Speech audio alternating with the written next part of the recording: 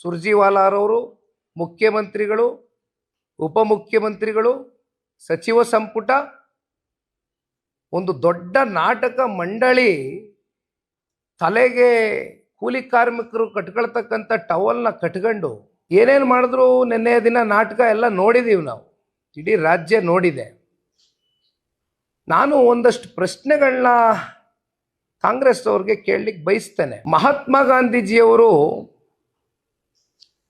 ದೆಹಲಿಯ ರಾಜಘಾಟದಲ್ಲಿ ಅವರ ಸಮಾಧಿ ಇದೆ.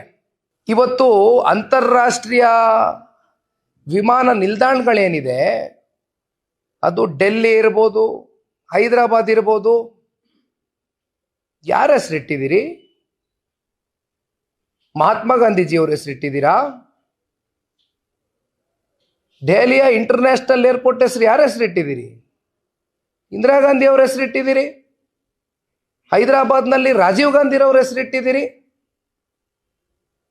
ಆಯ್ತು, 2013 ಮತ್ತು 2018 ಮಧ್ಯೆ ಮಾನ್ಯ ಇಂದಿನ ರಾಜ್ಯದ ಮುಖ್ಯಮಂತ್ರಿಗಳು ಒಂದು ಕ್ಯಾಂಟೀನ್ ಶುರು ಮಾಡ್ತೀರಿ. ಆ ಕ್ಯಾಂಟೀನ್ ಹೆಸರೇನು? ಮಹಾತ್ಮ ಗಾಂಧಿ ಅವ್ರ ಹೆಸರಿಟ್ಟಿದ್ದೀರಾ? ಇಂದಿರಾ ಕ್ಯಾಂಟೀನ್. ಇವತ್ತು ನಾವಿಲ್ಲಿ ಕೂತ್ಕೊಂಡು ಪ್ರೆಸ್ ಮೀಟ್ ಮಾಡ್ತಾ ಇದ್ದೀವಲ್ಲ, ಇದು ಮಾನ್ಯ ದೇವೇಗೌಡರು ಸಾಹೇಬರ ಹೆಸರಲ್ಲಿ ಇರ್ತಕ್ಕಂಥ ಭವನ ಅಲ್ಲ. ಈ ಭವನದ ಹೆಸರು JP ಭವನ ಅಂತ ಇಟ್ಟಿದ್ದೀವಿ. ಅದಕ್ಕೆ ಕಾರಣ ಜಯಪ್ರಕಾಶ್ ನಾರಾಯಣರವರ ಚಳುವಳಿಯಲ್ಲಿ ಗುರುತಿಸ್ಕೊಂಡಂಥ ಮಾನ್ಯ ಸುರ್ಜಿವಾಲಾರವರು ಮುಖ್ಯಮಂತ್ರಿಗಳು, ಉಪಮುಖ್ಯಮಂತ್ರಿಗಳು, ಸಚಿವ ಸಂಪುಟ ಒಂದು ದೊಡ್ಡ ನಾಟಕ ಮಂಡಳಿ ತಲೆಗೆ ಕೂಲಿ ಕಾರ್ಮಿಕರು ಕಟ್ಕೊಳ್ತಕ್ಕಂಥ ಟವಲ್ನ ಕಟ್ಕೊಂಡು ಏನೇನು ಮಾಡಿದ್ರು ನಿನ್ನೆ ದಿನ ನಾಟಕ ಎಲ್ಲ ನೋಡಿದೀವಿ ನಾವು. ಇಡೀ ರಾಜ್ಯ ನೋಡಿದೆ. ನಾನು ಒಂದಷ್ಟು ಪ್ರಶ್ನೆಗಳನ್ನ ಕಾಂಗ್ರೆಸ್ ಅವ್ರಿಗೆ ಕೇಳಲಿಕ್ಕೆ ಬಯಸ್ತೇನೆ. ಮಹಾತ್ಮ ಗಾಂಧೀಜಿಯವರು ದೆಹಲಿಯ ರಾಜಘಾಟದಲ್ಲಿ ಅವರ ಸಮಾಧಿ ಇದೆ.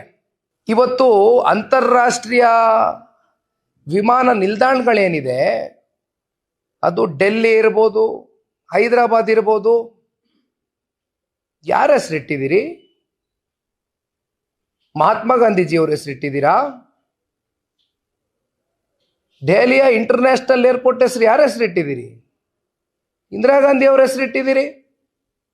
ಹೈದರಾಬಾದ್ನಲ್ಲಿ ರಾಜೀವ್ ಗಾಂಧಿರವ್ರ ಹೆಸರಿಟ್ಟಿದ್ದೀರಿ?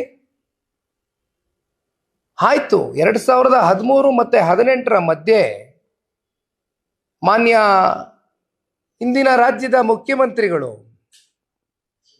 ಒಂದು ಕ್ಯಾಂಟೀನ್ ಶುರು ಮಾಡ್ತೀರಿ.